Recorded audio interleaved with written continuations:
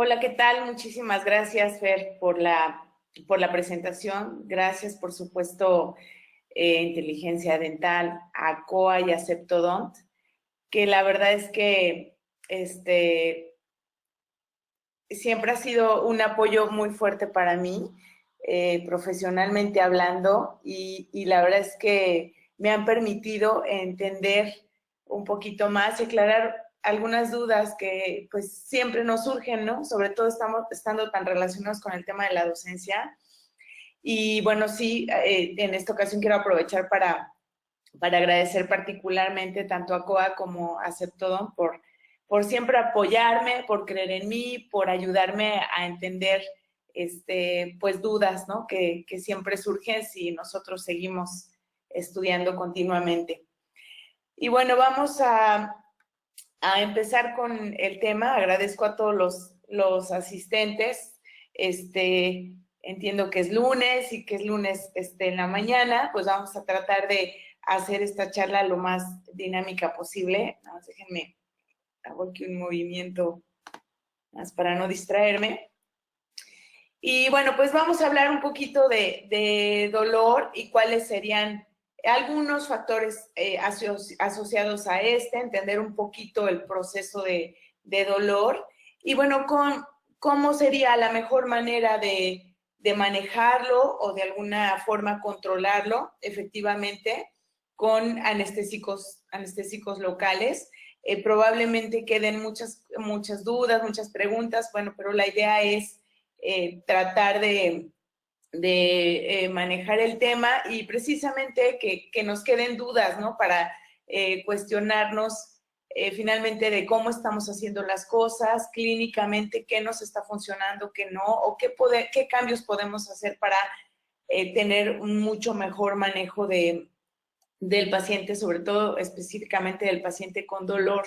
Entonces vamos a dar como un repaso muy general de lo que es el proceso de dolor. Y bueno, no sin dejar pasar, pues, como bien lo dice el tema, pues algunos factores asociados. Les voy a hablar mucho de lo que yo veo todos los días en mi consulta y en el posgrado también con los alumnos. Mi área es endodoncia, entonces voy a enfocarme mucho a eso, pues porque la verdad es que somos una especialidad íntimamente relacionada con el manejo del dolor, probablemente la que más, inclusive, pues se nos considera como la medicina interna de la odontología, porque muchas veces a nosotros nos llega el paciente con dolor y en ocasiones el dolor no precisamente es dental, entonces a nosotros es a los que nos toca pues referir al paciente a diferentes áreas para que pues se maneje interdisciplinariamente este proceso. Siempre, por supuesto, necesitamos tener un apoyo científico de las decisiones clínicas que tomamos. O sea, no hay manera de que nosotros en este 2019 tomemos decisiones sin estar basados en pues toda la investigación que se hace día a día a nivel mundial y que nos tiene que servir para tomar decisiones clínicas importantes. Entonces, es uno de los mensajes que yo les quiero dejar. Hay que revisar la literatura, hay que revisar esos grupos que ya están muy bien encaminados en el estudio de dolor.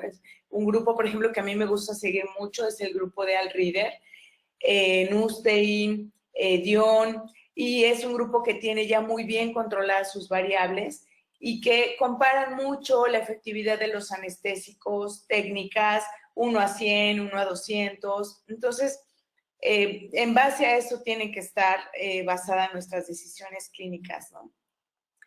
Ahora, ¿cómo es nuestra relación históricamente con dolor? Pues así como lo ven en las imágenes, ¿no? O sea, y esto es una reflexión que yo hice después de escuchar a un doctor maxilofacial que yo admiro mucho, el doctor Ignacio Calleja, y es que, bueno, la verdad es que la relación histórica no nos favorece. O sea, si nosotros nos ponemos a buscar relación odontología-dolor, esto es lo que encontramos, ¿no? Cuadros oscuros, caras de mucha angustia, de tristeza, de estrés. Y bueno, pues eso es lo que tenemos y esto es con lo que hemos cargado históricamente a nivel odontología en general, ¿no? Ahora, independientemente de eso, sin dejar de ser un factor agregado, sin importar el tipo de edad, sexo, el tipo de tratamiento, la verdad es que todos y cada uno de los tratamientos que hacemos en odontología, sea cual sea, tienen cierto grado de dolor y a esto le vamos a agregar pues el fenómeno propiamente de dolor, ¿no? Que es muy subjetivo, que es multifactorial, que cada persona tiene un diferente umbral, reacción y percepción al dolor. Entonces, pues la cuestión, el factor histórico más el factor de sí, en realidad estar conscientes de que cada uno de los tratamientos, por más sencillos que sean, pueden provocar cierto grado de dolor o de sensación de molestia al paciente, es un factor a considerar para de entrada tratar de controlarlo y manejarlo de la mejor manera. Y esto precisamente nos lleva a esta imagen, ¿no? O sea, el todos los días trabajar con dolor, con molestia, con sensaciones desagradables, pues puede hacernos caer u olvidarnos un poquito de la empatía que debemos de tener con los pacientes, aun sea un procedimiento sencillo. Por ejemplo, un simple sondeo puede ser algo muy molesto por los pacientes y no dejar de creerlo, ¿no? O sea, no dejar de tener el tacto y la sensibilidad, pero sobre todo la empatía, lo más apegada posible a lo que está sintiendo el paciente, porque si no la tenemos, dejamos de manejar estrategias y de utilizar estrategias para que el paciente confíe en nosotros y se sienta desde el inicio, durante todo el tratamiento y hasta el final del tratamiento lo más cómodo posible.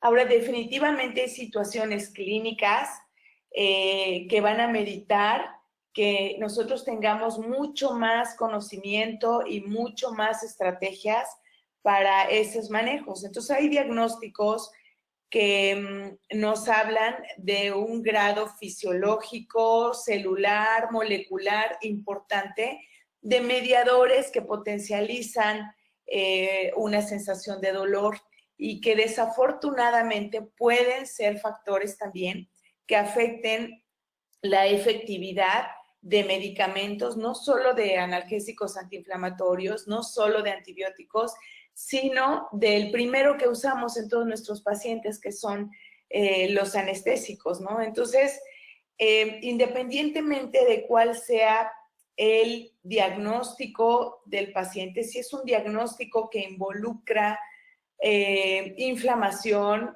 dolor, infección, en estos casos nuestra primera herramienta y la más útil debe de ser el anestésico y con él obviamente una muy buena técnica para poder manejar con mucha cordialidad a estos pacientes y que el paciente, el hecho de llegar con dolor a nuestro consultorio, no piense que va a experimentar más dolor del que ya sintió, sino todo lo contrario. O sea, a partir de que está sentado en el sillón dental, empezar a hablar con estos pacientes, verlos directamente a los ojos, pero que ellos entiendan y que ellos transmitirles que nosotros sabemos perfectamente cuál es su diagnóstico, qué es lo que está pasando y por qué le duele y cómo lo podemos manejar o controlar de una manera eficaz. Entonces, bueno, por definición tenemos esto que es una definición de la Organización Mundial de la Salud, aunque bueno, por ahí hay algunas modificaciones por asociaciones involucradas de lleno en el manejo del dolor, pero en general pues es una experiencia que involucra tanto sensaciones, o sea, lo que realmente está sintiendo el paciente, pero que también ya son pacientes que a partir de cierto grado de dolor vienen también con sus emociones, por supuesto desagradables, pues asociadas al daño en alguna parte de su cuerpo, ¿no? Al daño real o potencial a los tejidos. Entonces, a grandes rasgos esto es dolor, por supuesto, es un mecanismo totalmente subjetivo. A cada persona le duele de manera diferente. Cada persona tiene un umbral diferente, tiene una percepción diferente al dolor y por eso es fisiológicamente complejo, porque hay personas que a lo mejor un proceso de dolor les da una taquicardia impresionante y quien lo tolera muy bien. Hay quien inmediatamente se pone a llorar con un mínimo umbral de dolor. Y bueno, pues obviamente esto lo hace multifactorial. Y es precisamente por eso que debemos elegir bien qué literatura nos sirve para poder tomar decisiones clínicas. Es lo que yo les decía, hay mucha literatura de dolor, sin embargo, no toda la literatura es bien controlada, ¿no? Nos podemos ir con algunos resultados en algunas investigaciones que no necesariamente nos dicen a ciencia cierta que es lo que está, literalmente a ciencia cierta que es lo que está pasando, y es algo que ha ocurrido muchísimo con el tema de parestesia, que vamos a hablar un poquito al final de esto. Ahora, algo que está padrísimo en este tema de dolor y que también ha estado siendo muy investigado por este grupo que yo les comento, que aquí lo ven arriba. Aquí el primer autor es Heide, pero el autor o el líder de este grupo es Al Rieder y también está por acá Nustein. Cuando vean a ellos, tomen esa literatura y aduéñense de ella y traten de darle utilidad clínica. Algo que están investigando mucho ahorita es este tema de los biomarcadores, o sea, qué características físicas de nuestros pacientes nos pueden dar un poquito más de como pistas y también herramientas para ver en qué paciente voy a tener un poquito más de problema con anestesia o qué pacientes son mucho más sensibles a una sensación de dolor. Entonces, por ejemplo, aquí nos hablan o le agregan un poquito más a la definición del dolor como una experiencia totalmente consciente y que puede ser modificada por señales nociceptivas e influenciada por factores como memorias, o sea, el paciente ya tuvo una experiencia de dolor, por supuesto que va a ser mucho más fácil que esa memoria al dolor llegue a su organismo de una manera mucho más rápida y generalmente mucho más potencializada. Por supuesto, emociones, procesos patológicos, genéticos y cognitivos.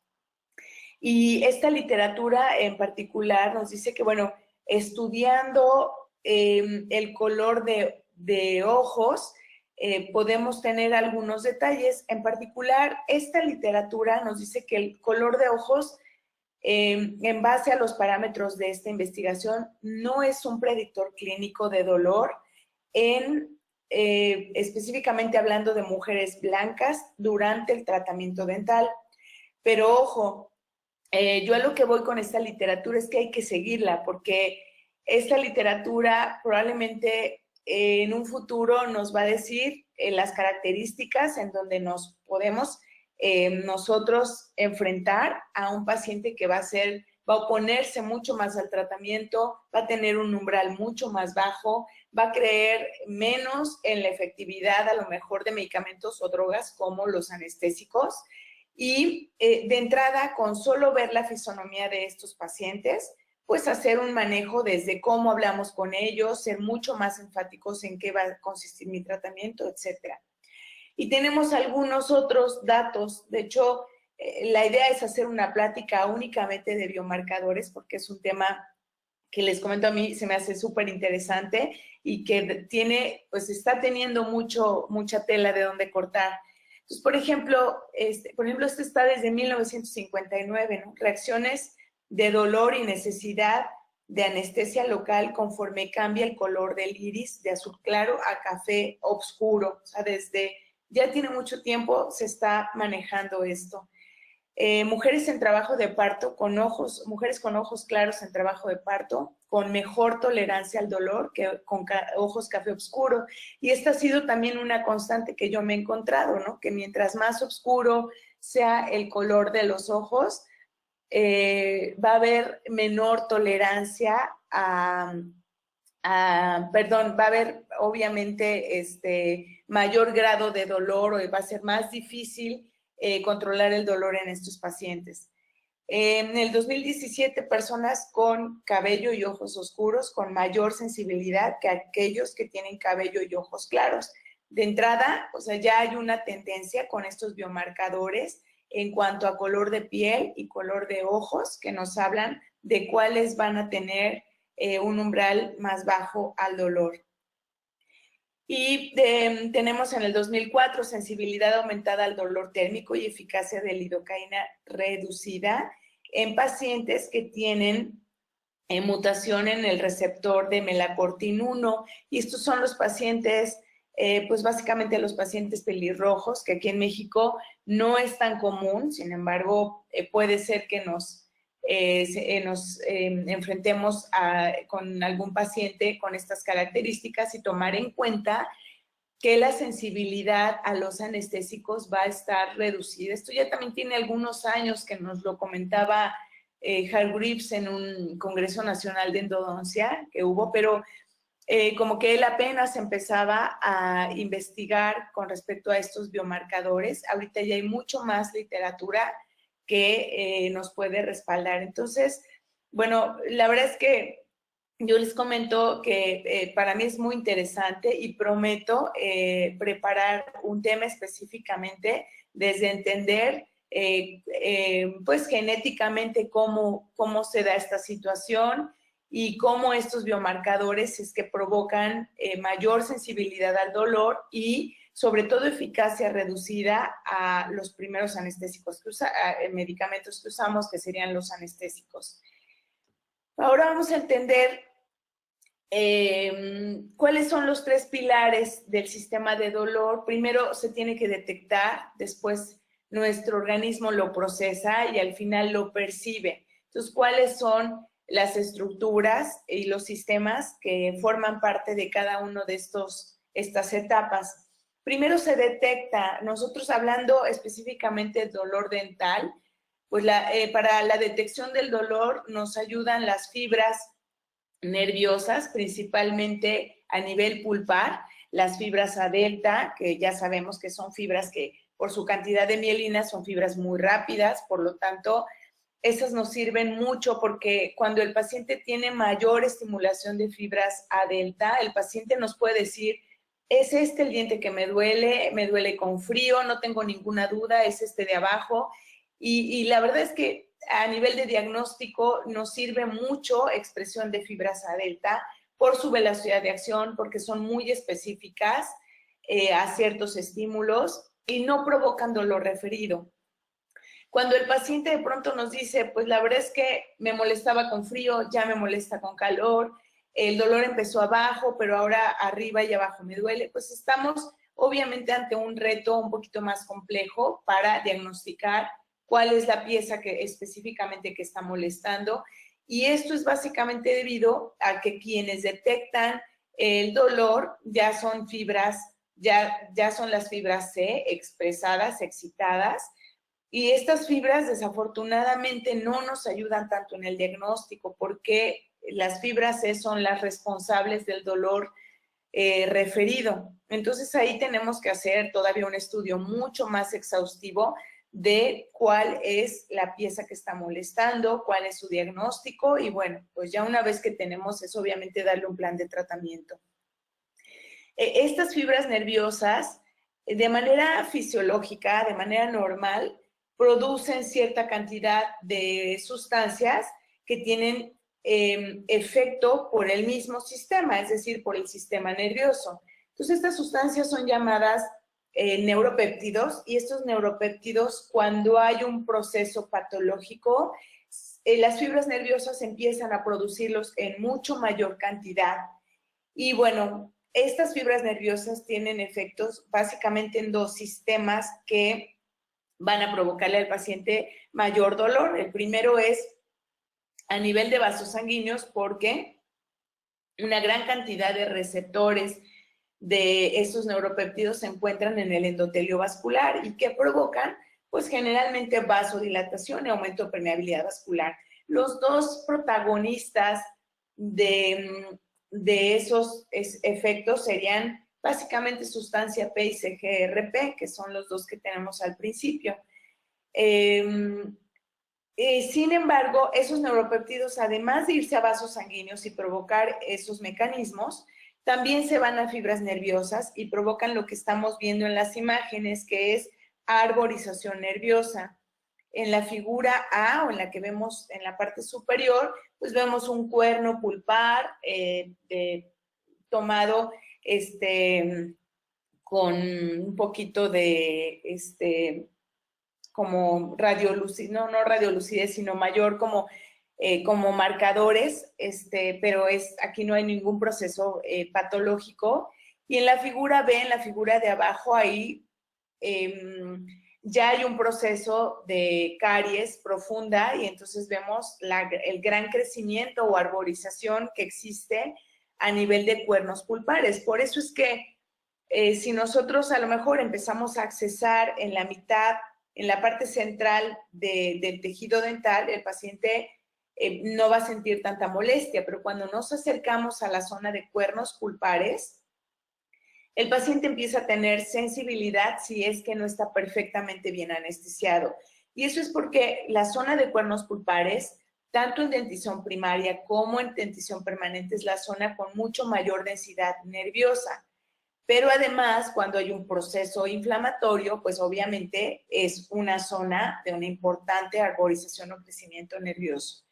Ahora, eso mismo que está ocurriendo a nivel de cuernos pulpares, está ocurriendo también a nivel de tejidos periapicales, obviamente, pero algo muy importante a considerar también para la parte de anestésicos locales es que esa inflamación se está llevando a cabo ya está afectando el origen de estos nervios, que es el nervio trigeminal o el nervio trigémino. Entonces, una estrategia muy importante para el manejo del paciente con dolor dental es que nosotros coloquemos los anestésicos lo más acercados posibles al ganglio cervical o al nervio trigeminal para poder cubrir esa zona con un poco de anestésico local y obviamente que también haya receptores más periféricamente, que sería en el sitio en donde está el molar inferior que está provocando mucho dolor. Ahora, en estos estadios hay una importante expresión también de estos canales de sodio, que son canales de sodio que se descubren en el pez globo, y se les llama canales de sodio resistentes a la tetrodotoxina, y pues, simplemente se llaman así porque fueron descubiertos en este pez que tiene 4 dientes, y por eso es que se les llama tetrodotoxinas. Estos canales de sodio permanecen abiertos, o sea, son súper resistentes a los anestésicos porque están rodeados de una gran cantidad de mediadores químicos que no permite que la molécula del anestésico local llegue a su receptor. Entonces son hasta 4 veces más comunes en pacientes en estadios de pulpitis irreversibles sintomáticas, con o sin diagnóstico periapical, pero definitivamente eso hace, estos canales no podemos controlar que estén abiertos, ahí están en un paciente con pulpitis irreversible o con un proceso de dolor importante. Sin embargo, sí podemos encontrar estrategias para que los receptores del anestésico local sean ocupados en su mayor cantidad por el anestésico. Ahí va a ser muy importante la selección de qué anestésico yo elijo para manejar estos pacientes. Es decir, si elijo mepivacaína, articaína, lidocaína, de eso va a depender en gran parte que yo en estos pacientes logre eficacia anestésica. Bueno, después el dolor se procesa y esto es, pues obviamente, la manera como el dolor viaja del molar inferior que yo vaya a tratar o que esté lastimado hasta el cerebro. Y para esto, pues obviamente toca diferentes estructuras. Acá las estamos viendo: médula espinal, bulbo raquídeo, cerebro medio, hasta que llega alguna corteza. Y esto, bueno, está dividido para que nosotros entendamos más este fenómeno. Sin embargo, es algo que pasa en milésimas de segundos a una velocidad totalmente difícil de fragmentar. O sea, es una velocidad importantísima con la que llega para que nosotros finalmente podamos decir, bueno, hay algo en mi organismo que está mal. Por eso es que el dolor es un mecanismo muy importante para nosotros. Nos dice y nos da aviso de que hay algo en mi cuerpo que no está bien o que lo está perjudicando. Esta vía por la que viaja el dolor se llama tracto espinotalámico, pues por todas las estructuras que este mecanismo abarca.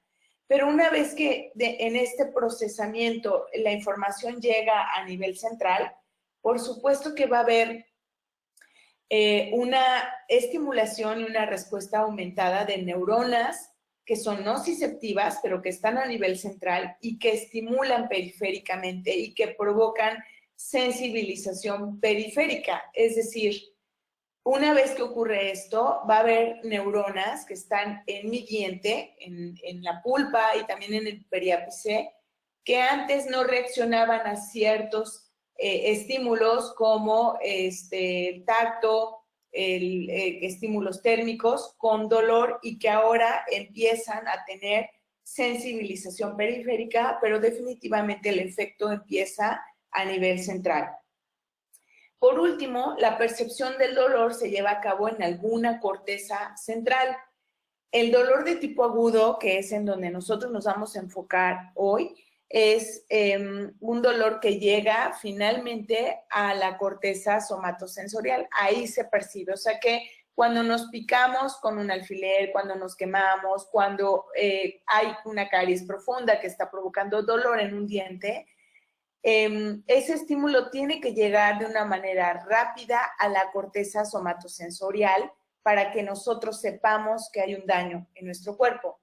Si no hay la cantidad de estímulos para que las fibras nerviosas tengan el potencial de acción para mandar el estímulo hasta la corteza, pues entonces el paciente no le duele. Y son los pacientes que llegan con nosotros muchas veces, caries profunda, prácticamente el nervio o el tejido pulpar expuesto, y el paciente nos dice, pues no, pues nunca me ha dolido, ¿no? O sea, la verdad es que, pues sí, o sea, el diente se me ha empezado a romper, pero este diente nunca me ha dolido. Pues es porque nunca ha existido la acumulación necesaria de mediadores químicos para que este aviso llegue a la corteza somatosensorial. Entonces entendemos que cuando el paciente ya tiene dolor, por supuesto que el sistema nervioso central está afectado.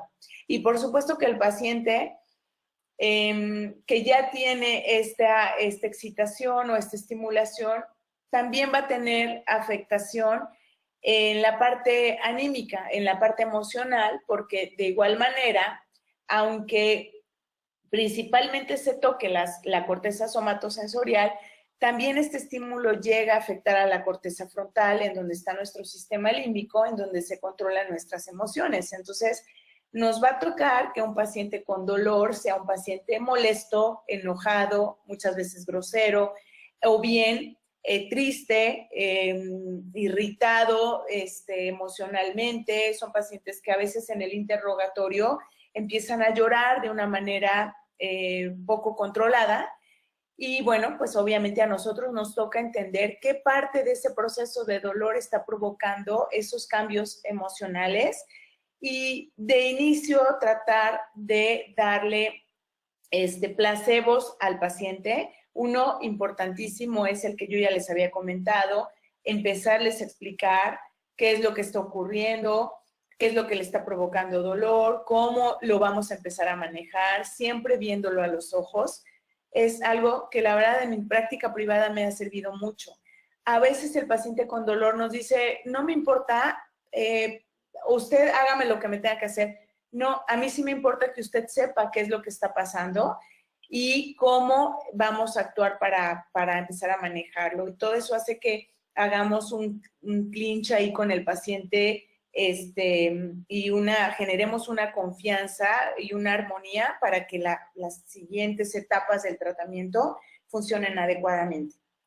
Bueno, a grandes rasgos eso es lo que vamos a platicar de dolor. Vamos a entrar a lo que son los fármacos y pues obviamente que me voy a dirigir, porque no hay mucho tiempo, a lo que serían pues los fármacos, específicamente los anestésicos locales, aunque bueno, pues prácticamente todos los fármacos que nosotros utilizamos actúan bajo los principios básicos, algunos de estos que vamos a platicar, ¿no? Pero bueno, nos vamos a enfocar más en anestésicos locales.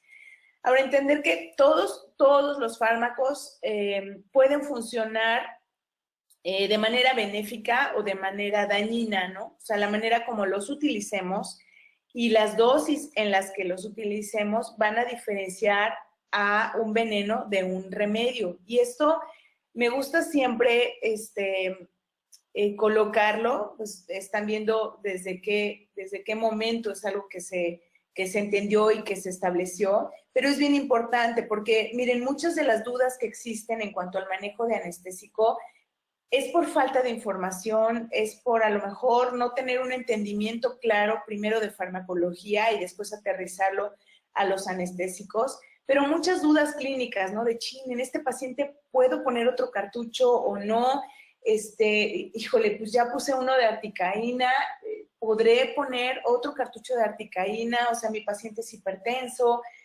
y mucho es no considerar la información previa que existe, tomando en cuenta que es un medicamento que de venta libre y que, por supuesto, para que esto ocurra, tiene que haber mucha información e investigación atrás de todos los fármacos que utilicemos, incluyendo los anestésicos, que nosotros vamos a un depósito y los compramos con toda la facilidad del mundo. Entonces, esa investigación que ya está hecha es la investigación que nos dice en este paciente puedes usar tanto, en este paciente puedes llegar hasta este número de cartuchos. Esa información es la que nos dice no hay problema de alergia con estos medicamentos, con estos sí, etcétera. Entonces, bueno, pues ese es el mensaje en cuanto a la información que debemos tomar en cuenta. Ahora, ya específicamente hablando de farmacología, bueno, tenemos este primer paso, que básicamente son dos, ¿no? La farmacocinética, los dos pilares de la farmacología, la farmacocinética y farmacodinamia.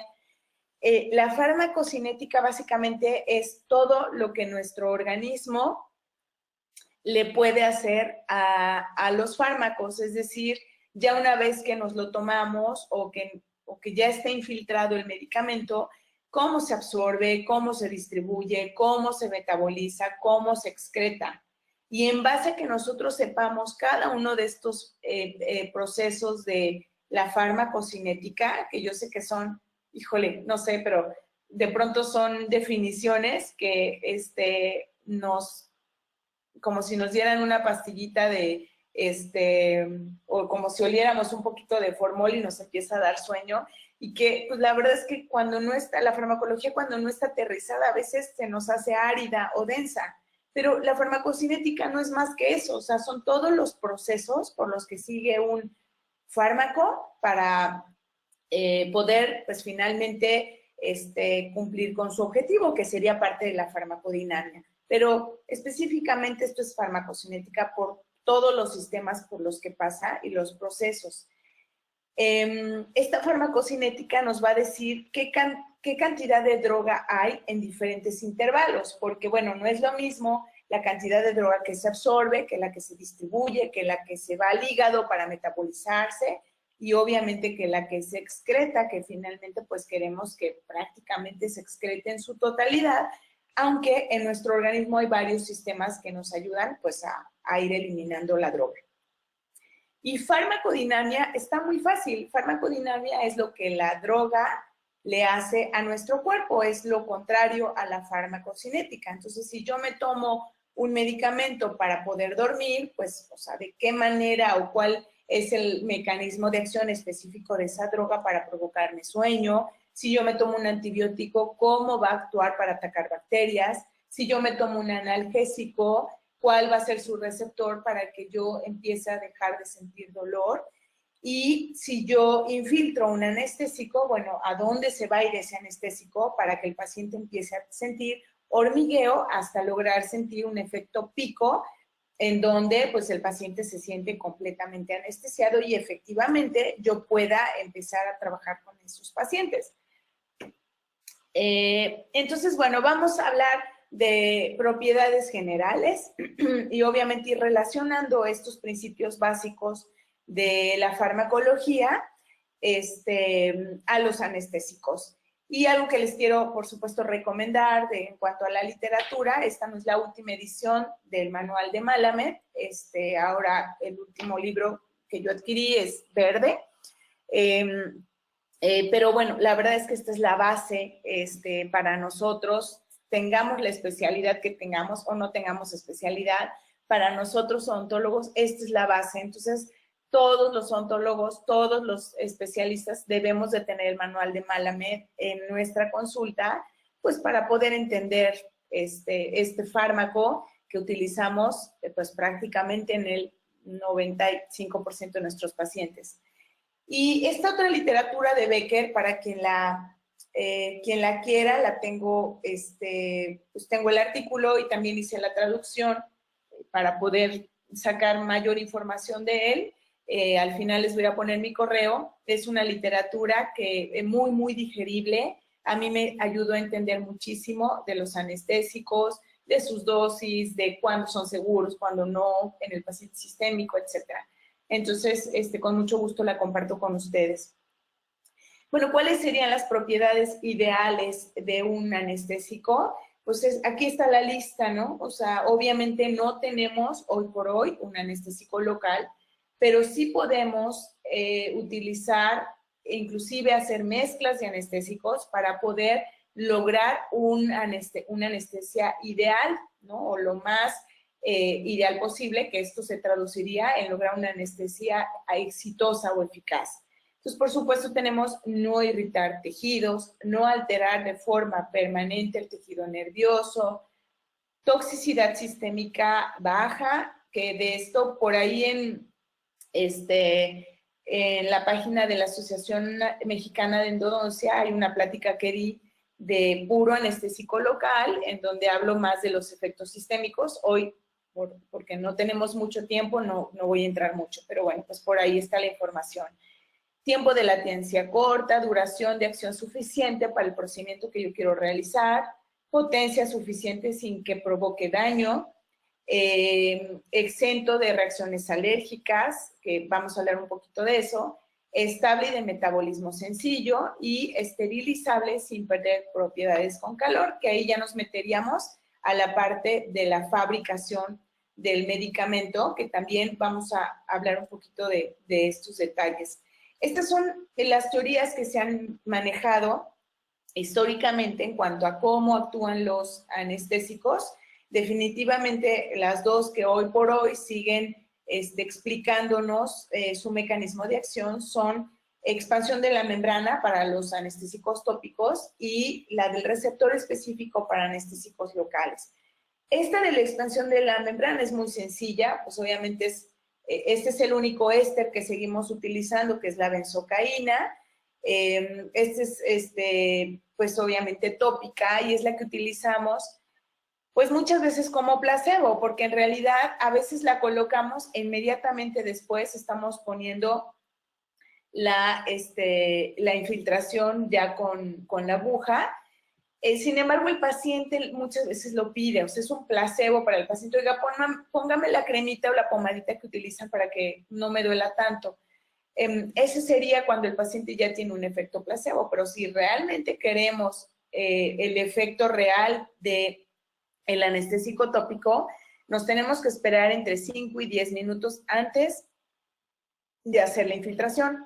¿Cómo actúa la benzocaína? En realidad la benzocaína lo que hace es expandir la membrana, o sea, hacer que la membrana, como lo están viendo en el dibujo de su lado derecho, la membrana se infla o se expande y de esta manera reduce el poro que está, o la bomba que está permitiendo la entrada de sodio muy a nivel superficial, y entonces pues únicamente pues tenemos anestesia pues básicamente de las mucosas, pero a nivel, como les comento, muy superficial, solo por expansión de la membrana. Su efecto es muy rápido y también así de rápido se termina su efecto, ¿no? Y bueno, pues vamos a entender ahora la otra teoría. Y para entender esto, tenemos que entender básicamente qué es lo que tiene que hacer la molécula del anestésico para poder llegar a su receptor. Y va a ser bajo este principio que se llama mosaico fluido, que no es más que lo que nos explica cómo está formada la membrana celular pues de todas las células, incluyendo de las neuronas. Y entonces, pues ya lo sabemos, es una bicapa de fosfolípidos con proteínas o glucoproteínas incrustadas que pueden funcionar de muchas maneras. Muchas de ellas son inclusive bombas en donde se lleva a cabo el intercambio iónico. Entonces, el paso de un fármaco a la circulación general o sistémica va a ser a través de las membranas biológicas, siempre y cuando el fármaco tenga las propiedades necesarias para poder atravesar. Y a esa propiedad le llamaríamos liposolubilidad. Vamos a hablar en un ratito de eso. Ahora, lo que utilizan los fármacos para lograr esto es básicamente a través de un transporte que se llama pasivo, es decir, no va en contra de un gradiente de concentración, por lo que no requiere un aporte energético extra. Y mientras la droga tenga diferentes grados de liposolubilidad, debido a las propiedades o a las características de la membrana, pues obviamente, mientras más liposoluble sea la droga, vamos a tener mayor absorción a través de las membranas. Espero explicarme bien para entender esta parte. Ahora, una vez que el anestésico pudo absorberse, básicamente seguiría su distribución, que ahorita lo vamos a hablar, pero lo más importante es que el anestésico pueda llegar para interrumpir la conducción neural, tiene que llegar a un receptor. Este receptor se llama proteína LA o receptor LA.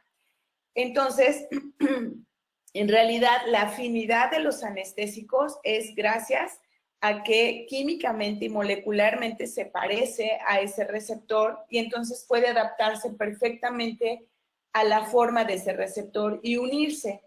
Una vez que el anestésico se une a ese receptor, pues entonces tengo o empiezo a tener la sensación de hormigueo, que es lo que queremos que el paciente empiece a sentir, y eso es porque está empezando a dejar de existir entrada de sodio a la fibra nerviosa y por lo tanto la fibra nerviosa está entrando en un periodo de pérdida de potencial eléctrico para poder seguir mandando estímulos eléctricos y básicamente esto sería pues el inicio del efecto anestésico. Ahora es importante, es muy importante la distribución del anestésico porque de esa distribución del anestésico va a depender inclusive qué tanto tiempo de efecto voy a tener, que afortunadamente hoy tenemos anestésicos que nos pueden dar hora y media, 2 horas, hasta un poquito más de anestesia profunda. Y bueno, la distribución se lleva a cabo a través de, o gracias a la unión a proteínas plasmáticas, que pues, la verdad este video siempre me ayuda mucho a poder explicarlo adecuadamente. Y lo que tenemos es que, bueno, esta primera parte es como la primera vez que tomamos un medicamento se va a órganos irrigados, y esto es lo que me interesa, o sea, la droga en realidad va a entrar y va a llegar a circulación sistémica. La droga que no se una a alguna proteína que tiene el plasma de nuestra sangre es la droga que molecularmente no aumenta de tamaño y puede salir. Sin embargo, una cantidad, determinada cantidad va a ser atrapada por la proteína plasmática, que es lo que estamos viendo en el video, y como el aumento de su peso molecular es bastante, pues ya no puede salir de torrente sanguíneo. Entonces, ¿qué sucede si no puede salir de torrente sanguíneo? Pues que puede permanecer más y eventualmente esa proteína plasmática se desprende de la droga y la droga eventualmente puede salir. Entonces, lo que nos da es un tiempo de efecto prolongado. ¿Qué tenemos con los anestésicos? Los anestésicos utilizan a la alfa-1-glucoproteína ácida como proteína plasmática para distribuirse. Entonces, cada uno de los anestésicos tiene diferentes porcentajes de unión a proteínas plasmáticas y por eso es que cada uno tiene diferente tiempo de duración. Y de ahí que la bupivacaína, que tiene un 99% de unión a proteínas plasmáticas, pues es la que nos da mayor duración de efecto, más o menos estaríamos hablando de entre 9 y 12 horas en tejidos blandos. Y de ahí para abajo, entonces desde ahí empezar a considerar, bueno, si yo voy a empezar un tratamiento, necesito anestesia profunda, que bueno, eso es en todos nuestros pacientes, porque no queremos nunca que nuestro paciente esté anestesiado a medias y que se esté quejando durante todo el tratamiento, porque es muy estresante, no solo para ellos, para nosotros también. Pero bueno, a partir de eso empezar a decidir, ¿no? O sea, qué droga voy a necesitar dependiendo del tiempo que va a durar mi tratamiento. Y entonces acá están los porcentajes de unión a proteínas plasmáticas, 95% de articaína, después lido, mepivacaína y trilocaína. Ahora, la molécula del anestésico local, regresando a estas propiedades, tiene básicamente tres partes. La primera es el anillo aromático. Este anillo aromático es una parte del anestésico local lipofílica y es lo que le provee a los anestésicos liposolubilidad a diferentes grados, diferentes valores, que es lo que los que están viendo al final en la lista. No sé la verdad cómo se obtenga el grado de liposolubilidad, pero ya son valores preestablecidos, ¿no? Por las personas que los saben obtener. La gran ventaja de esta porción del anestésico es que puede ser modificable. O sea, pueden ser, son enlaces que se les llama alifáticos, que pueden ser sustituidos por otros grupos a nivel molecular. Y entonces, en esta parte de los anestésicos es en la parte en donde podemos o se puede, ya químicamente, que yo me imagino que es lo que hacen los UFBs, por ejemplo, o la gente en laboratorio que estudia los fármacos, puede modificar este enlace y sustituirlo para poder dar mayores ventajas del fármaco. Y esto es una gran ventaja y un gran plus de la articaína, porque la articaína precisamente en esta parte de su molécula se cambia el anillo de benceno por un anillo tiófeno. Y entonces, este anillo tiófeno es lo que aumenta de una manera importantísima la liposolubilidad de la articaína. Se ha reportado inclusive una tasa de éxito aumentada hasta del 67%, que yo, por ejemplo, que manejo muchos pacientes con dolor, es un porcentaje que por supuesto que me interesa utilizarlo. Y bueno, en base a esto se le ha atacado un poquito a la articaína de, bueno, pues que tiene por ahí, al haber hecho este cambio, puede ser,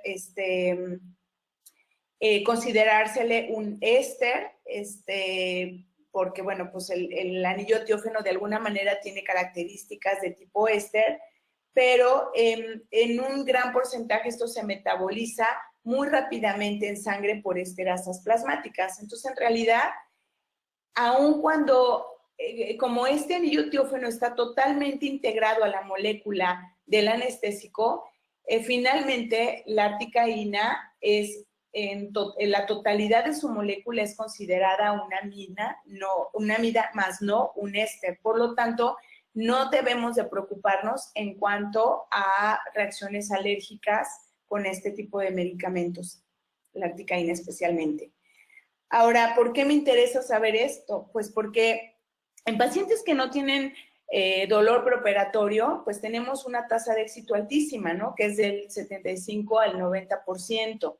Sin embargo, en pacientes que tienen un proceso inflamatorio, que tienen dolor severo, que tienen un proceso infeccioso, tenemos reportes de ineficacia anestésica del 30 al 80%, es altísimo. O sea, hay 8 veces más probabilidades de fracasar con nuestra anestesia en pacientes que se presentan, sobre todo con diagnósticos de pulpitis irreversibles sintomáticas, comparado con aquellos que son asintomáticos.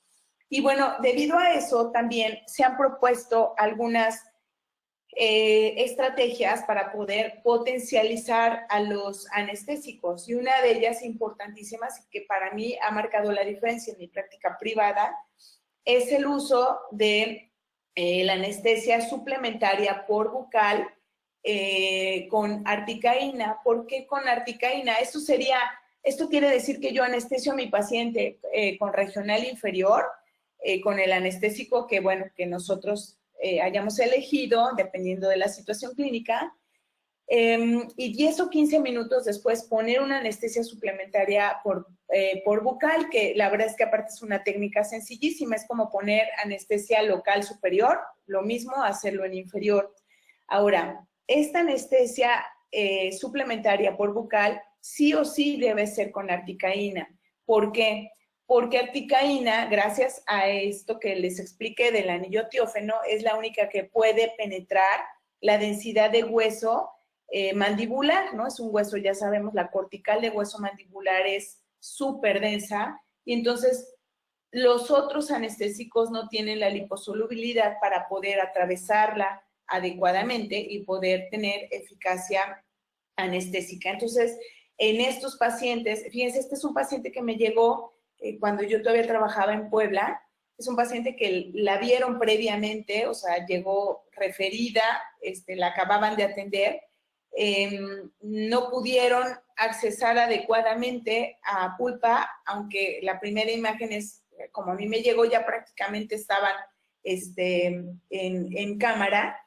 Y bueno, la paciente se sentía muy anestesiada, muy anestesiada. Sin embargo, a nivel pulpar no tenía absolutamente nada de anestesia, entonces tuvimos que hacer un refuerzo. Por supuesto que con quitar la torunda de algodón que traía, tuvimos un sangrado excesivo, pues obviamente por la vasodilatación y el aumento de permeabilidad, de edema, etcétera.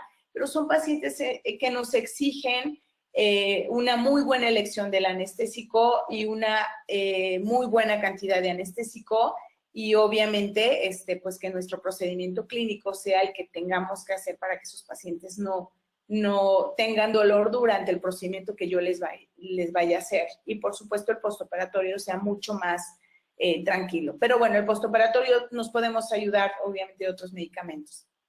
Después tenemos la cadena intermedia. Esta cadena intermedia de la molécula del anestésico va a determinar cómo se va a biotransformar, es decir, los ésteres eran aquellos que eran hidrolizados por esterasas primarias, ya no se envasan en cartuchos dentales, por lo tanto, todo ese problema de alergia, pues lo tenemos ya también bastante controlado. Y bueno, las amidas, que son los que usamos actualmente, se metabolizan básicamente en hígado. Y la última parte de la molécula sería la amina terminal. Este es como el botoncito que enciende y apaga al anestésico. ¿Por qué? Porque en esta parte es cuando el fármaco, cuando lo anestesiamos, entra en una forma cuaternaria hidrosoluble que no puede todavía penetrar membranas, y una vez que entra en el ambiente en donde nosotros lo infiltramos, cambia a forma terciaria, y la cantidad de moléculas en forma terciaria del anestésico va a determinar dos cosas. Obviamente, qué tanto tiempo va a tardar el anestésico en hacer efecto y qué tan profundo y qué tan potente va a ser el efecto del anestésico. Entonces, lo que nosotros necesitamos por lo menos es tener el 50% de las moléculas en forma terciaria para que ese 50% sea el que atraviese membranas y llegue a su receptor. Y de aquí, bueno, que vamos a utilizar este valor que tenemos en los anestésicos, que es el pK, que no es más que un equilibrio iónico que hacen también los químicos en todos los medicamentos, para que nosotros podamos determinar cuál va a ser la mejor superficie de absorción para los fármacos. Entonces, tenemos que todos, básicamente todos van a tener una parte ionizada y no ionizada. Como les digo, químicamente las personas, los QFB son los que hacen estas mezclas. Y básicamente la forma, la forma que esté en su forma terciaria o la forma no ionizada va a ser la que más nos ayude a tener la potencia del medicamento, que ahorita es lo que deseamos. Cuando deseamos que ya la droga se empiece a eliminar, pues entonces obviamente necesitamos que el fármaco se revierta a menos liposoluble y en formas cuaternarias para que ya no se absorban. Pero en esta parte, los fármacos, obviamente que tengan un pK más inclinado a la parte básica, pues van a ser los que se absorban en un medio básico, y aquellos que están más inclinados hacia una forma ácida, aunque sean ácidos débiles, se van a absorber mucho mejor en un medio ácido. Y gráficamente así es como lo vamos a entender. O sea, tenemos un pH en las membranas de las células de nuestra cavidad oral, que en promedio es de 7.4, 7.6.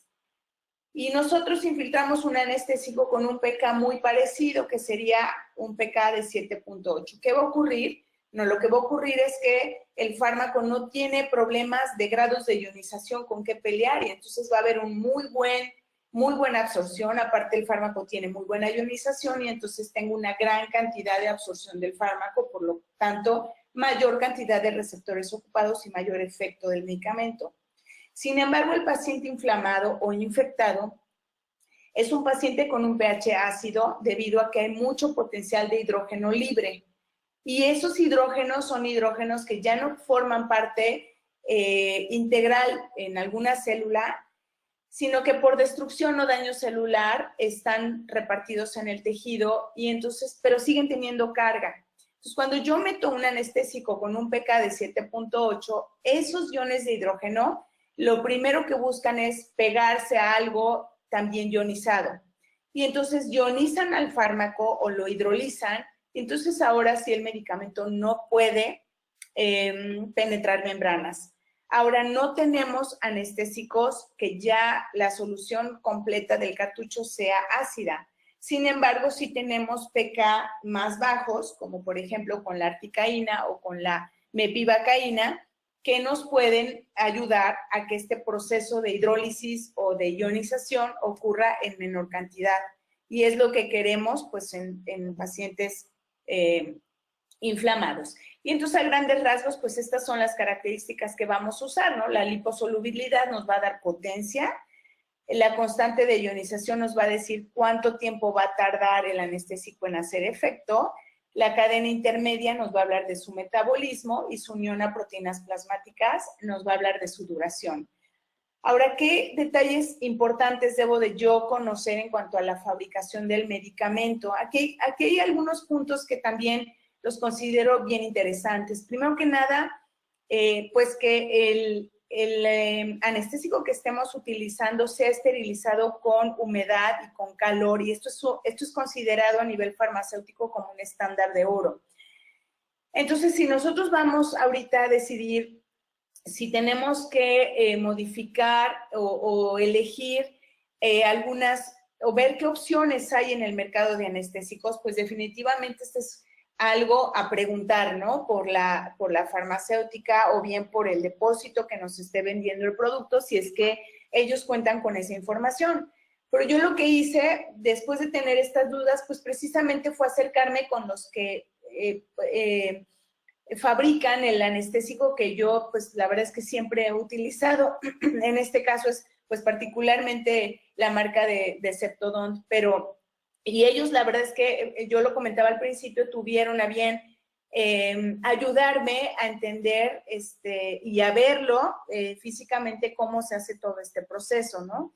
Pero ustedes lo pueden cuestionar con cualquiera de las marcas o de los laboratorios que están utilizando de su elección y, bueno, preguntar, ¿no? ¿Cuáles son las características de fabricación de los productos? Ahora, otro estándar de oro es que el envase sea de vidrio. Pues, ¿por qué? Pues porque, primero que nada, no hay interacción química con el contenido, es un envase impermeable, no hay porosidad y es adaptable, o sea, hay una adecuada dispensación del contenido.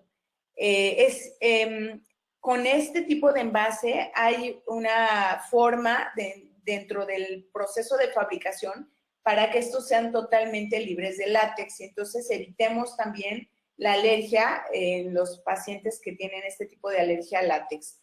Aquellos que son de plástico usan mucho más conservadores porque pueden permitir mayor contaminación. Entonces, también es un punto a considerar en mi elección del anestésico, ¿no? Si yo lo elijo de plástico o si lo elijo de vidrio. Pero otra cosa, o sea, clínicamente no sé en las manos de todos ustedes, pero en las mías lo que me sucedía es que cuando llegué yo a utilizar cartucho de plástico, la primera infiltración, o sea, la primera carga que yo daba con la carpule del cartucho hacia los tejidos, era una carga que yo no controlaba. Es algo que ya dejó de ocurrirme con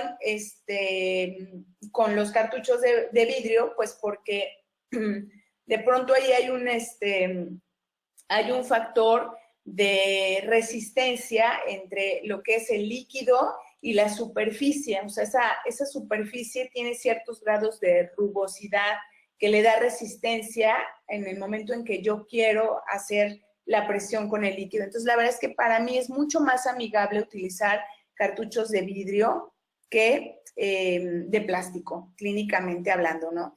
Ahora, la etiqueta, no sé si actualmente, pero hubo un tiempo que se utilizó una etiqueta que era la información del cartucho grabada y esto provocó que los cartuchos, si nosotros hacíamos un poquito más de presión, se rompieran. Y entonces, ahora, por ejemplo, lo que hace Septodont es poner la etiqueta que totalmente cubra el cartucho, totalmente lo cubra, eso es importante. Y de alguna manera, si hacemos una presión excesiva, si el cartucho se llega a romper, se contiene dentro de la etiqueta. Otro punto importante a considerar. Por ejemplo, es un anestésico en donde no se tiene buen control de calidad. Entonces, lo que ustedes ven a los dos extremos del cartucho son pedazos de vidrio, que puede haber también inclusive fragmentos muy pequeños que yo no los vea, siempre y cuando la marca que yo esté utilizando no tenga adecuados estándares para el control de calidad. Otro punto a considerar es el tipo de conservadores que se utilizan. Los conservadores de tipo de metabisulfitos son los más comunes, sobre todo en la industria de alimentos, pero en los anestésicos se utilizan para que no se oxide el vasoconstrictor. Únicamente viene en cartuchos con epinefrina y con levonorfina. Entonces, si ustedes están utilizando una marca, sobre todo cartucho de plástico, en donde el vasopresor sea epinefrina o levonorfina, muy seguramente tienen este tipo de conservadores. Y si no hay alergia a los anestésicos, sí hay una alergia importante o cantidad importante de pacientes alérgicos a metabisulfitos, ¿no? Y bueno, además de eso, este tipo de conservadores provocan que la infiltración de estas soluciones sea un poquito más dolorosa porque de alguna manera acidifican la solución. Otros conservadores son el metilparabén y algunos otros derivados de.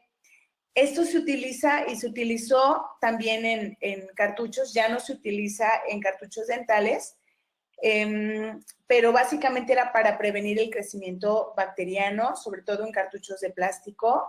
Pero bueno, actualmente este tipo de conservador o alergia con este tipo de conservadores está controlada porque ya no se utiliza. Ahora, un plus agregado en los anestésicos que se utilizan como conservador el EDTA es que, bueno, este es el mismo, o sea, es el EDTA que conocemos como quelante, pero lo que hace en el cartucho es que secuestra iones metálicos que pueden ser potencialmente liberados del émbolo de plástico durante la última esterilización. La cantidad que se puede utilizar de este conservador es 0.4 miligramos, a prácticamente nada. Se utilizan los cartuchos de los que yo utilizo, que son los de Septodont, pero algo muy importante, este tipo de conservador, independientemente del tipo de vasopresor que yo elija, no provoca reacción alérgica. Algo que también considero importante, este es de mi plática de efectos sistémicos de anestésico, pero no quise dejar de comentarlo con ustedes, es el grado, o sea, recordemos que el anestésico básicamente está formado por la solución anestésica, el vasopresor y el vehículo y, bueno, el conservador que dependiendo de la marca. Bueno, el anestésico como tal, la sustancia separada, tiene características de vasodilatadores periféricos. Esto, cada uuno de los anestésicos que nosotros tenemos en el mercado tiene diferentes valores de actividad vasodilatadora. Es lo que están viendo ustedes. Los dos más aumentados serían la bupivacaína y la etidocaína. ¿Esto qué quiere decir? Que si yo excedo rápidamente la dosis adecuada de este anestésico, puedo provocar hipotensión periférica, ¿no? Obviamente. Ahora, algo que me gusta mucho en este caso, de estos valores, es, por ejemplo, el valor que utiliza la mepivacaína. La mepivacaína de los anestésicos es el que tiene un valor de vasodilatador más baja. Por lo tanto, es el único anestésico que aún sin un vasoconstrictor puede durarnos más tiempo de efecto. Y bueno, ahí por eso tenemos pues las presentaciones con o sin vasoconstrictor, precisamente por las propiedades tan bajas como vasodilatadores de la mepivacaína. Entonces, si yo, por ejemplo, voy a elegir, voy a hacer un procedimiento en donde únicamente me voy a tardar media hora, pues elijo Scandonest sin vasoconstrictor y tengo el tiempo de efecto adecuado gracias a esta propiedad. Por eso es que considero importante comentárselos. Si lo voy a elegir como un anestésico durante un tratamiento en donde voy a durar aproximadamente una hora, hora y media, pues entonces muchas veces elijo la mepivacaína para poner troncular inferior con vasoconstrictor y afortunadamente tenemos las dos opciones. Ahora, el porcentaje de la solución son básicamente gramos del soluto, que es el anestésico, disueltos en 10 mililitros de solvente. Y algo que nos dice la literatura que les recomendé de Becker es considerar el contenido del cartucho siempre en 2 mililitros y no en 1.8. Inclusive hay otros países en donde el contenido del cartucho es de 1.8, hay otros donde 1.7, varía. Pero el considerarlo con 2 mililitros hace que nuestro cálculo sea mucho más práctico y seguro.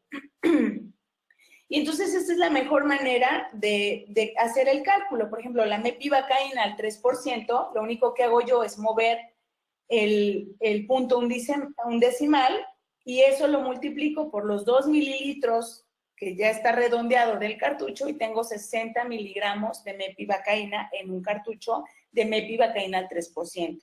Lo mismo con Lido, por 2 mililitros tengo 40 miligramos y de articaína por 2 tengo 80 miligramos por cartucho. Y de ahí que se establezcan las dosis máximas. Esto es un poquito variado dependiendo de la literatura, pero en general de lidocaína tenemos más o menos un rango de 10 cartuchos, que es algo excesivo, ¿no? Pero bueno, es como nuestro margen de seguridad. Y de articaína 4 cartuchos, aunque, bueno, no está agregada, pero porque me hace falta trabajar en esa parte de la plática, hay literatura que habla de hasta 7 cartuchos de articaína en un rango de seguridad. Después, y ya prácticamente es la última parte de la charla, tenemos en dónde actúan el vasoconstrictor de cada uno de los anestésicos que elijamos. Bueno, nuestro organismo tiene receptores para esa adrenalina o para esa epinefrina o para ese levonorfrin. Estos se llaman alfa y beta. Si esa epinefrina llega a los receptores alfa, sobre todo en vasculatura de calibre pequeño, se provoca vasoconstricción, que es lo que queremos con la epinefrina del cartucho. Sin embargo, esa epinefrina también tiene receptores en receptores beta 1 que están en corazón y que pues, pueden provocar un poco de taquicardia en los pacientes, sobre todo si infiltro el anestésico de una manera muy rápida. Y también están en vasculatura periférica, en receptores beta 2, y también se pueden ir.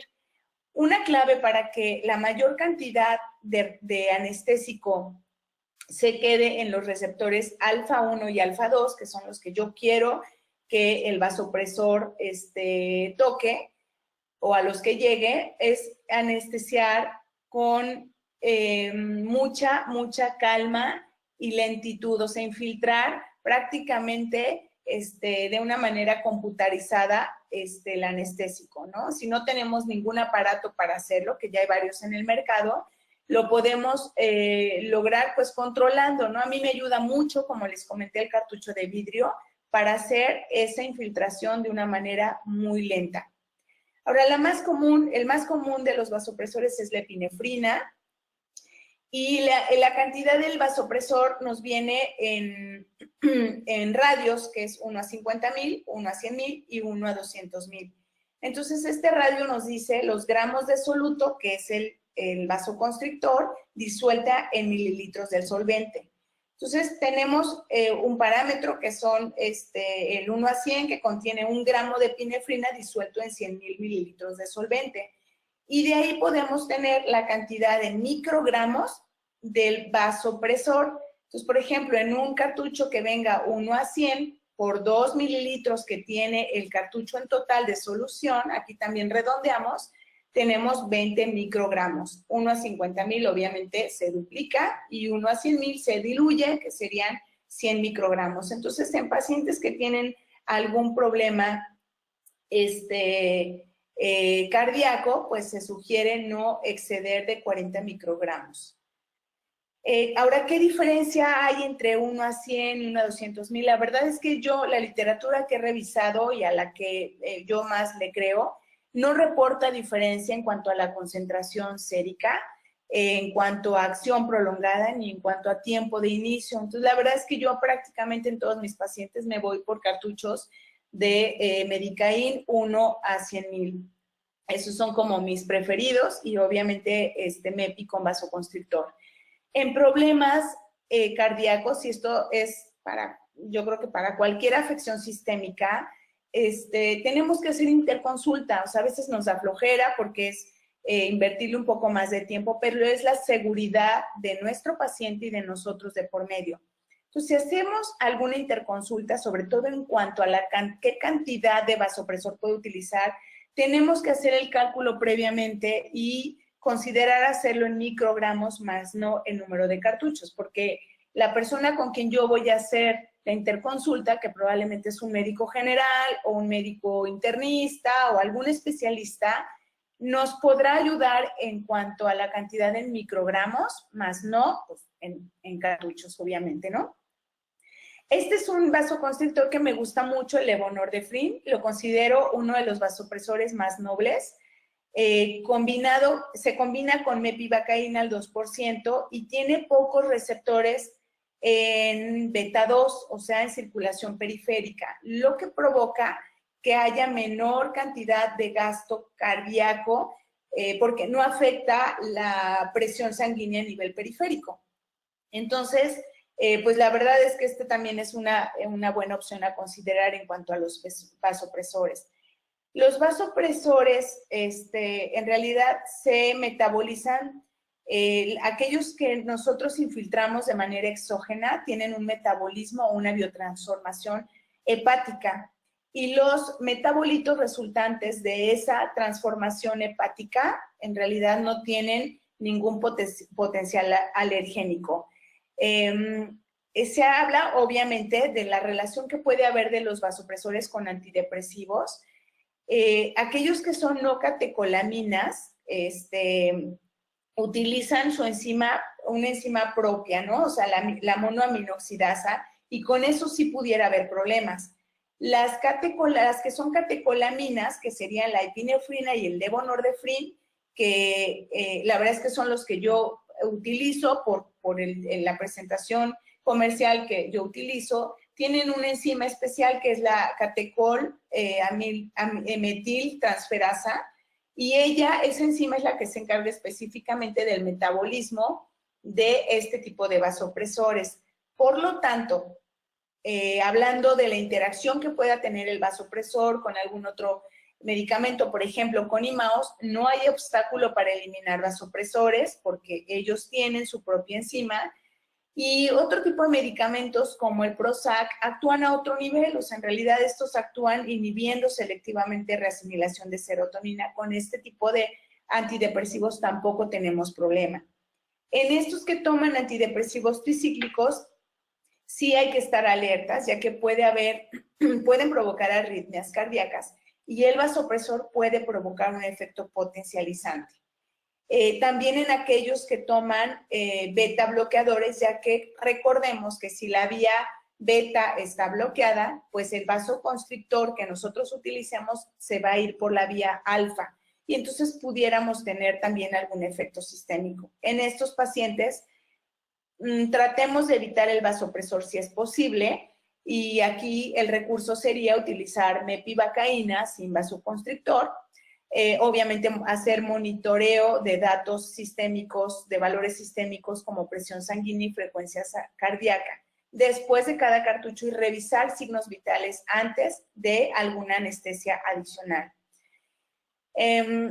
Y algo que nos da mucho rango de seguridad es elegir un primer cartucho sin vasopresor y después reinfiltrar, con vasopresor y después reinfiltrar sin vasopresor, que también ahí nos puede ayudar mucho la mepivacaína por el tiempo de efecto que nos da de media hora.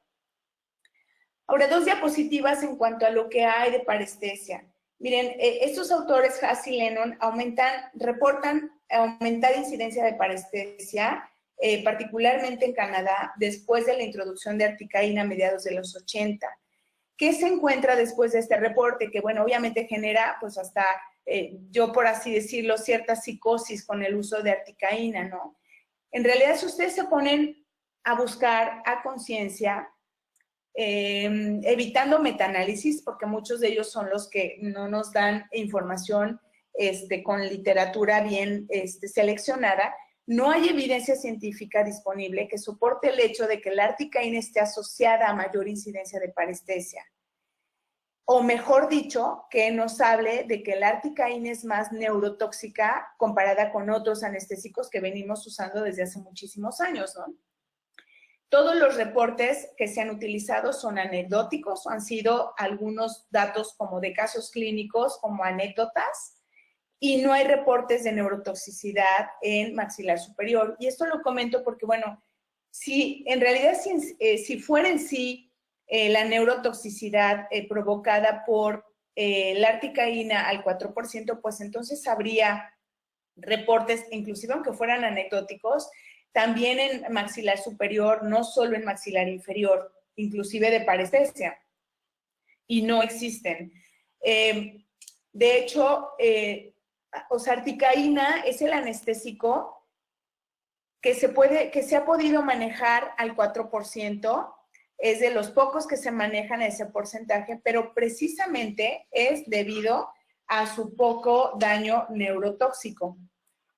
Y bueno, pues igual, si ustedes necesitan literatura para poder tener más información de esto, por supuesto que me encanta compartir esta información con ustedes. Y esto es algo que explica, este efecto Weber es algo que explica por qué cuando un medicamento tan bueno surge al mercado, sus efectos adversos son obviamente pues achacados únicamente a este medicamento.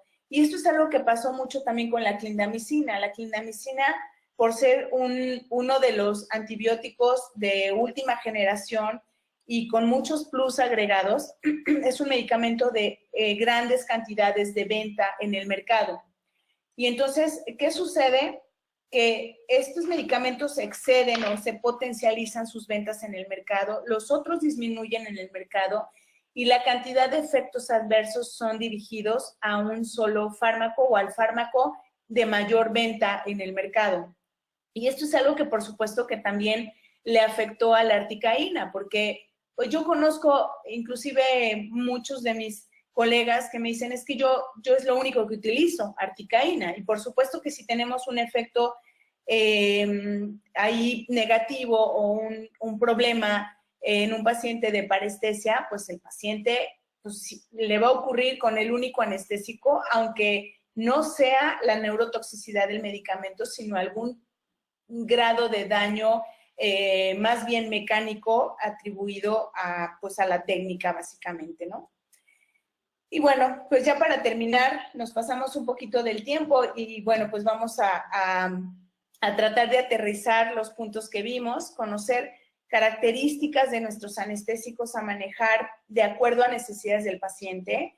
En pacientes que son alérgicos a bisulfitos, obviamente no utilizar cartuchos con epinefrina o levonorfina, o bien definitivamente omitir ya el uso de anestésicos enfrascados en plástico, elegir cartuchos con otro tipo de conservadores, como yo les decía. O sea, la verdad es que yo no sé muy bien qué otras marcas utilicen el EDTA como conservador, pero si hay uno en el mercado que me puede evitar esta situación de alergia con las sustancias conservadoras, pues entonces tengo que elegir una marca o una presentación comercial que me ayude a estar tranquilos con esta parte.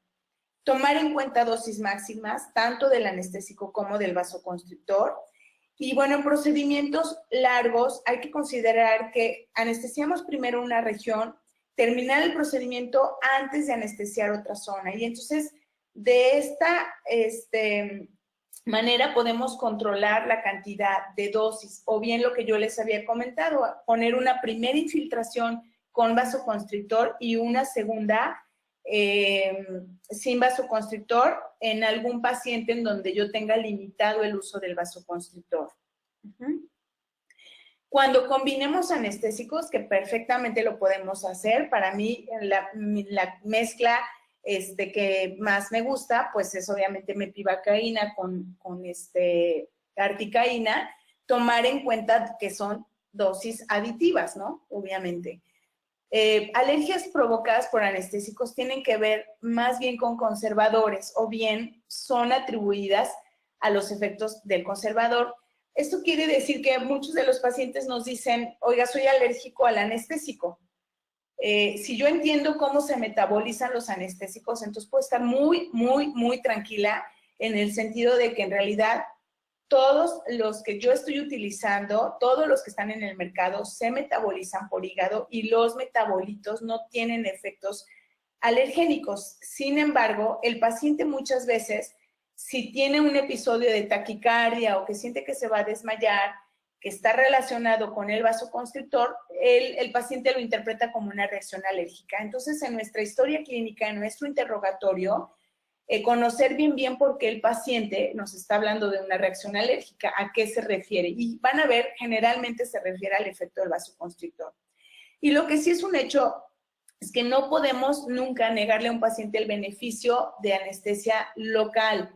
Pero además aquí quiero agregar que no solo sea el beneficio de una anestesia local, sino el beneficio de un anestésico local de muy buena calidad y con muy buenos controles de calidad. Creo que sí es un fármaco que utilizamos en un 98% de nuestros pacientes. Estamos obligados a conocer cómo se hace el fármaco, cuáles son los controles de calidad, si cubre ese fármaco con estándares de oro. Y bueno, en particular a mí es algo que me ha dado esta presentación comercial de Ceptodon. Yo no digo que no haya marcas que lo logren. Por supuesto que esos controles de calidad tienen un valor agregado en el valor comercial del fármaco, pero es algo que yo de entrada incluyo dentro de mis presupuestos para que no me afecte en cuanto a al costo de mis tratamientos, pero sí es un beneficio que la verdad es que me ha dado mucha tranquilidad en muchos aspectos, y yo los invito a que ustedes estudien las marcas que están utilizando en el mercado, cuáles son sus estándares de calidad, que inclusive pidan una visita a laboratorios, que fue lo que yo hice y que afortunadamente Septodont e ICOA me abrieron las puertas, para que ustedes conozcan un poquito más de esos detalles, o bien acérquense a alguien que esté directamente involucrado con esa parte de la fabricación de los medicamentos. Y bueno, por mi parte es todo. Les dejo mi correo electrónico. No lo reviso diario, pero más o menos cada 2 o 3 días.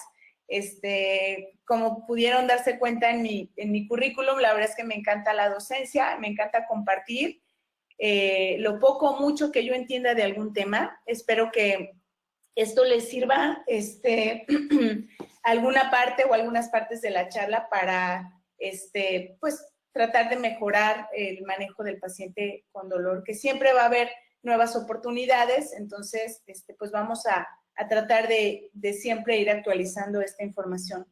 Muchísimas gracias por la invitación, muchísimas gracias a los asistentes por haber estado el lunes en la mañana, por haber permanecido en la charla.